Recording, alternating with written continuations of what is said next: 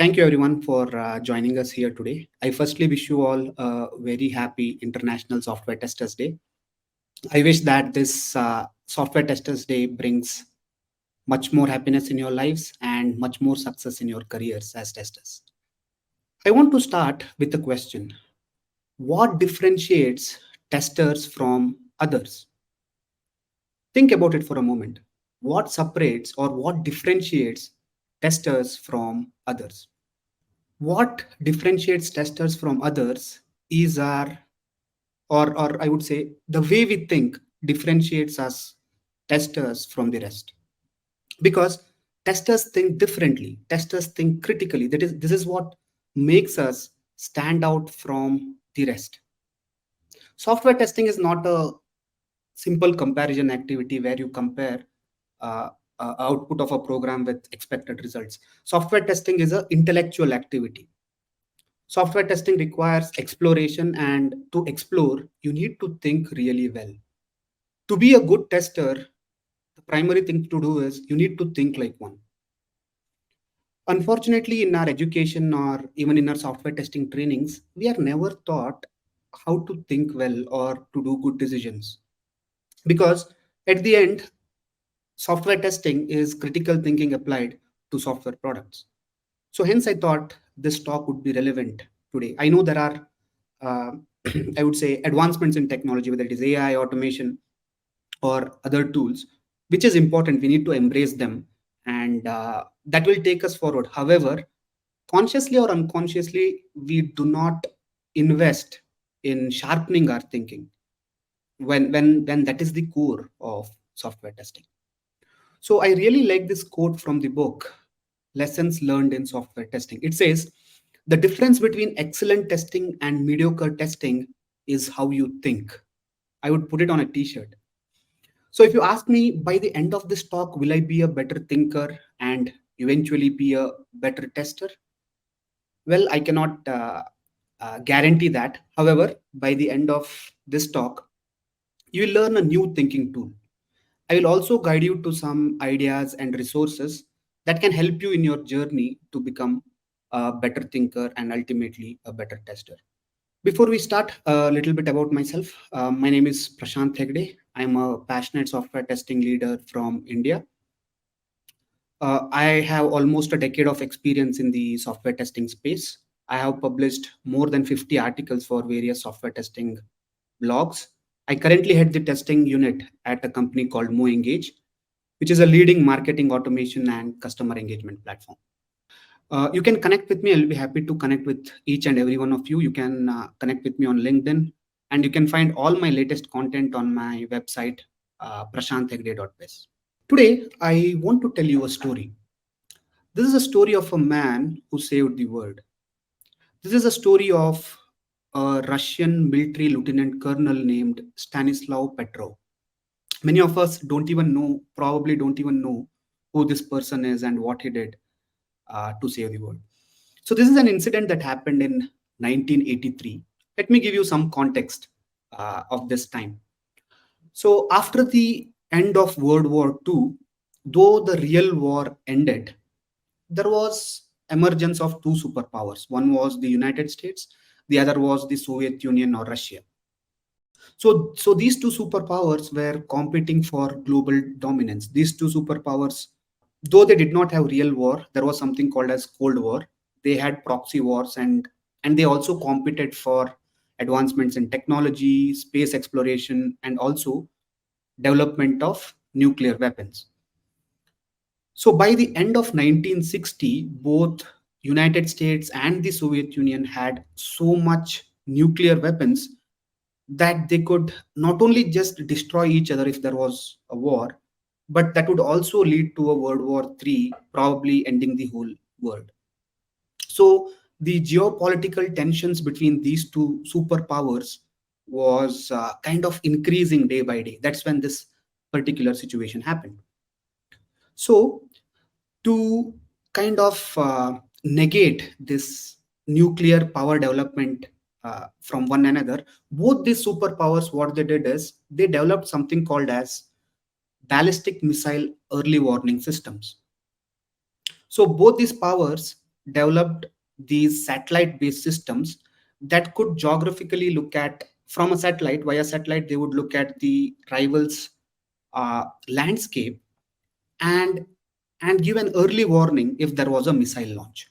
And this information was directly shared from the satellite to a command center. So our hero Stanislav Petrov actually works in one of these command centers called as Serpukhov 15. So it was just a normal day for our hero, and he was sitting in front of his console. It was in fact the I would say the flashy, the very advanced technology at that time that Petrov had. He was sitting in front of his system, and it was just a normal day. After a few hours of his duty, something happened. What Petrov did not know was this day was going to be the most important day of his life. So after a few hours, his screen lights up and the sirens start to sound. What Petrov sees shocks him completely. What he sees on his screen is there is a nuclear missile launched from the United States and it is targeting Moscow. So, usually, when there is a nuclear launch, there is very minimal time to react. From the launch to the impact, there is only 25 minutes. To give you some idea about the Petrov's role here, is Petrov was a critical link in decision making. So if there was any missile launch, the protocol was that he had to call his superiors and tell them immediately. But more importantly, what his job was to analyze all the information from these systems and share this information with the military command so that they can make some good decisions or retaliation strategy. I relate him to a tester because what do we testers do? Our job as testers is not just to test a software, find bugs, or prevent bugs. Our job as testers is also to find valuable information about the product that we are testing. Our job is to find the truth. That's how I put it. We find the information about the products that we are working and share that information with our stakeholders so that they can make uh, some good decisions about the release of the product and so on. Right? Again, coming back to the story. So Petro was shocked. Before even he could act, there was more. There was more serious news. What he saw was there were four more nuclear missiles which showed to be launched from the United States. And the system showed that the reliability of these warnings as highest. So basically, the systems told that they were absolutely sure that there is a missile launch, that too a nuclear missile launch. 5 nuclear missiles were launched. Petrov felt as if he was sitting on a hot frying pan. And think about it for a moment. What would you do if you were in position of Petrov? Right, the decision that Petrov makes will decide the future of this planet probably, right? And the course of the history also. So our hero had two options in front of him, or two hypotheses for a problem. Basically what he could do is he could immediately call his superiors and discuss a retaliation strategy. However, he knew that if he spoke to his superiors, the matter would go out of his hands, and even the military command would have very less time to react, and this would ultimately lead to a full-fledged nuclear war. And you know what happens if there is a full-fledged nuclear war. On the other hand, if he does not do anything and if he concludes that if these he was a little skeptical about the system, so if he classifies this information as inaccurate, then he is putting his entire countrymen, his own men, under risk. Think about it for a moment. What would you do if you were in such a situation? So after thinking clearly, right, Petrov took some time. He thought very clearly, and then he decided that the warning is inaccurate, and he broke the military protocol. He did not inform his superiors. Petrov knew that he's going to land in trouble. He was sure of that. Rather, what he did smartly was he called the duty officer at the military headquarters, and he reported a system malfunction. All his subordinates were shocked because he was breaking the military protocol. And furthermore, now Petro had to wait for the next 15 minutes to validate his decision, because if he was wrong in 15 minutes, uh, there would be a nuclear blast.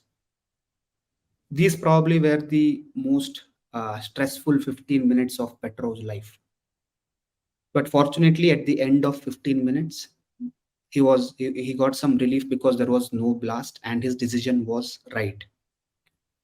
What had really happened was there was a bug in these early missile warning systems which misunderstood the rare reflections of sunlight on top of the clouds as missiles.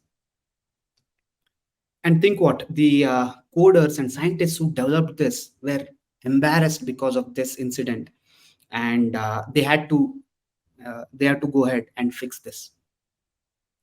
If you ask me what happened to the hero, uh, initially he was praised by his superiors, but ultimately, he was made a scapegoat. There were a lot of inquiries on him.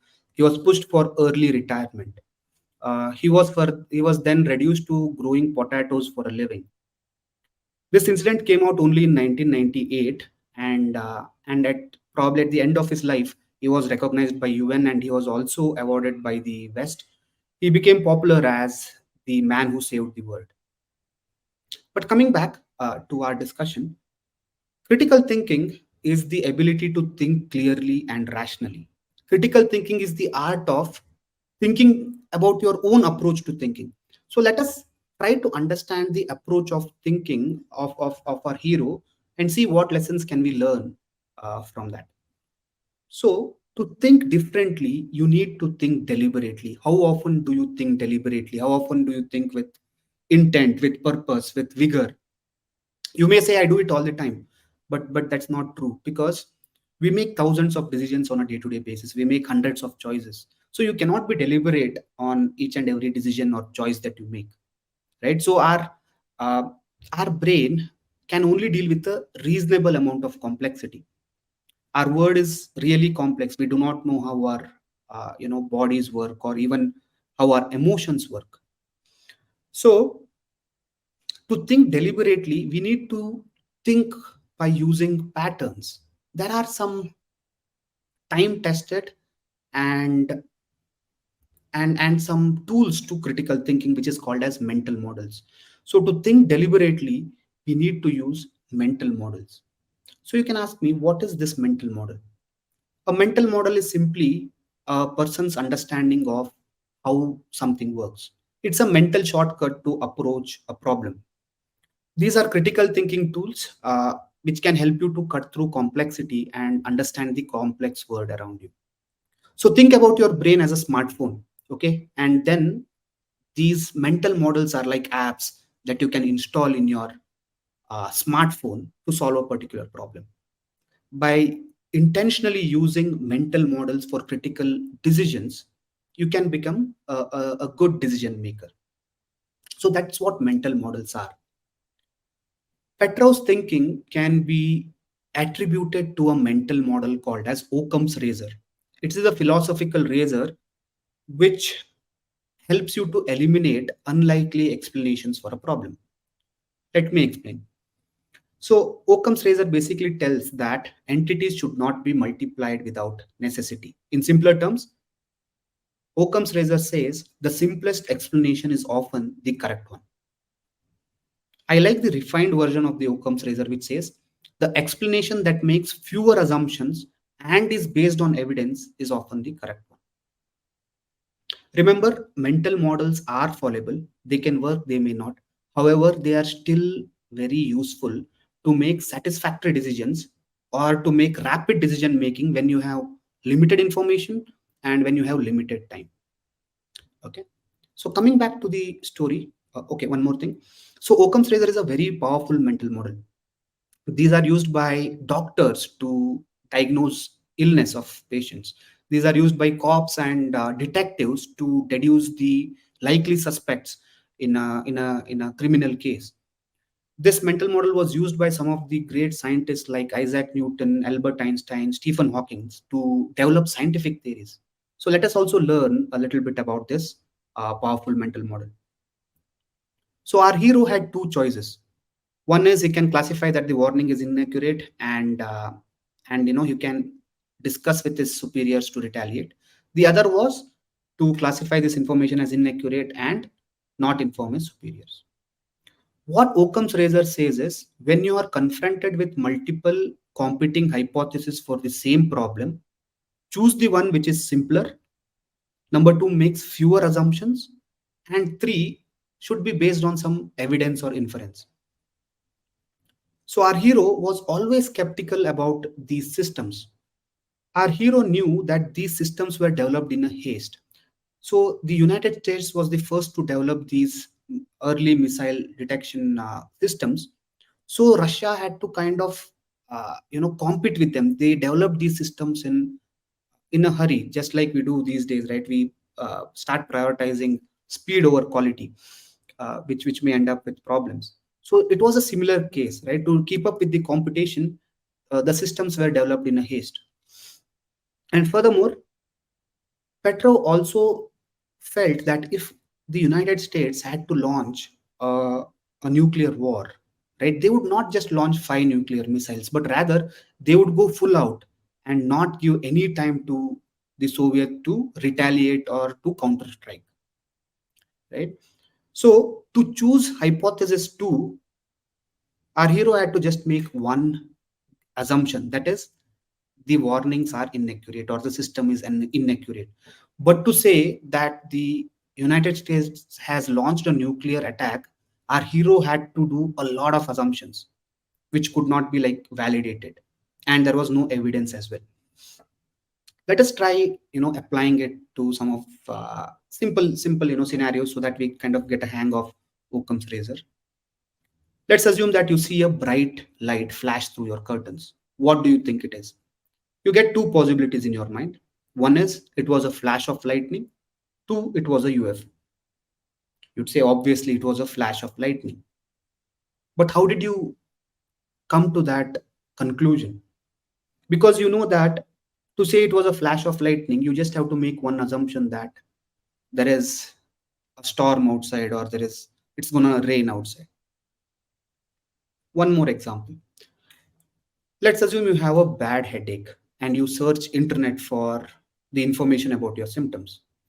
Two possible explanations come up. One says that you are dehydrated, second says that you have cancer. These days, you Google anything or any symptom, it ultimately says that you have cancer. But anyway, so by using Occam's razor, you would say you are dehydrated. However, there is also a possibility that you may have cancer, right? There are both are possible. But what you need to understand is if you have a headache, probably drink water first and then probably have a full body scan, right? So start with the simplest explanation first and then move on to a more a more complex explanation which makes much more assumptions. So in for doctors, they actually train them that if you hear hoofbeats, think horses, not zebras. So let's say if you have fever and let's say sore throat, probably they will treat you for strep throat first. Then eventually, if it does not work out, then they may start treating you for viral infection and then maybe autoimmune disease or something like that. So Occam's razor is not just saying that simplest explanation is always right. Occam's razor says that when you eliminate the impossible, whatever remains, however improbable, must be the truth. This is by Sir Arthur Conan Doyle, the creator of Sherlock Holmes. So when you remove the explanations or hypotheses that make a lot of assumptions, you will remain with the hypothesis that should be true. This is a realistic example from my office. We used a third-party email editor in our application, and it suddenly stopped loading. We had made no releases in the last 15 days. So as a tester, I wanted to investigate what happened and I wanted to report it because this was a issue in production. So there were three others with me in the room. One person said that somebody should have hacked into our system and introduced this bug. We had a kind of data breach last month. Probably that's the case. There was another person in the room who said that this might be because there should be a sudden spike in traffic. We should replicate it by conducting a load test in our staging environment. The third person in the room said that I have read their release notes. They have recently released an update. They released an update last night. And he said that might have caused the issue. So by using Occam's razor, I started with the explanation 3 for debugging. And that ended up to be the real cause. Again, explanation 2 and 3 are possible, but by starting with explanation 3, it helped me to save time, costs, efforts, and also it saves you from a lot of mental stress, right? So you save a lot, you go a long way by starting with the simplest explanation first. And it was also based on some evidence as well. That's what you can note here. So the essence of Occam's razor is it says that Occam's razor prefers simplicity over complexity until proven otherwise.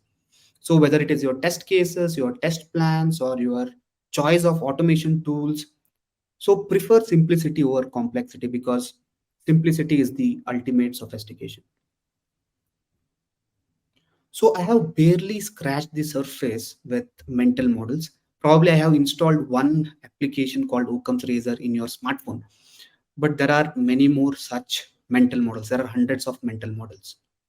Some of the smartest people that we know on the planet, from the likes of Elon Musk to Jeff Bezos, whether it is Charlie Munger or Warren Buffett, these people advocate that these people, in fact, use mental models. And they say that you need to have a collection or a lattice work of mental models to make sense of world around you, to make good decisions and see success in your life. The next steps is I would I would want to share some resources. You can look at the book The Great Mental Models. I've also written a few blogs about mental models and how you can apply them in software testing. I'll be sharing these slides with you. You can go back and refer to this content anytime. Furthermore, I had also conducted a webinar with QA Touch a couple of years back, in which I spoke about why we think the way we think. I spoke about biases and how they affect software testing. I also spoke how heuristics can be used to generate quick ideas. Think of this as a prequel or even a sequel to this talk, and please do refer to it. I am sure you will like this talk as well. I want to conclude by saying that mental models give you superpowers. Mental models make you super thinkers, right? They help you to make better decisions, and they make you to be, they in fact uh, help you to become better thinkers in long term. So whenever you're making important decisions, start applying mental models deliberately. Start applying them to day situations and day-to-day problems. So let us take that first step towards becoming intentional thinkers. Change the way you think, change and you can change your life. Thank you so much. I hope you enjoyed the presentation. Please do connect with me uh, on LinkedIn, and also please do subscribe to my content on my website. Thank you so much. I can take some questions if there's time. Hey Prashant, so that was like an awesome session. Like, first let me tell you something honestly, like you are a very good storyteller. Like the way you said about entire things, that the initial things about military, about finding a nuclear weapon and things like that was so awesome. And like I was like just sitting over here and listening to the story. See, this is kind of a skill that we need as a tester mainly. Like thinking at the same time, we need to like communicate with others. We need to express our ideas. So the better way to do these kinds of things are like through a way of storytelling. And I'm really so grateful to hear a wonderful story. So let's Thank see you if so we much. have any questions or not. Just a moment. Let me check the chat box. I see one from Gunesh. What is your favorite mental model? So Gunesh, by I mean I have a lot of I refer to a lot of mental models, but my personal favorite is something called as the 80-20 rule, uh, Mm, which you can look up to. Basically, it says that if you do let's say 100 tasks, maybe those 20 tasks are the one which give you a lot of success. So by choosing those 20% and working on them probably will give you a lot more outcome than those 80. So 80-20 rule is my personal favorite, to be honest. Even I have all the 80-20 rule in savings and finance, like 80% we have to save and 20% we have to spend. So yeah, it's completely relatable to each and every kind of thing. So any more questions you have, guys, like being online, like do you have any questions? You can either chat over. So this actually been streamed over YouTube and LinkedIn on Awesome. simultaneous basis. So if you have any questions, you can either comment in the Sure. YouTube, or you can do anything. You So in can case also after, share, yeah, you can also share the list of questions with me. Maybe I can also, yeah, that would uh, be much better, because right now people are like listening to the session. So in case if you have any questions, you can directly write to us at info@creators.com. We'll be so happy to assist you with. So Prashant will be the person who will be answering all the sessions and questions and things like that. So Prashant, so that was thank you so really much. wonderful. First of all, personally speaking, happy Global Testers Day. Like this is bottom of my heart, and thank you so much for being a part of this QAH community. Thank you so much, Prashant. Thank you so much.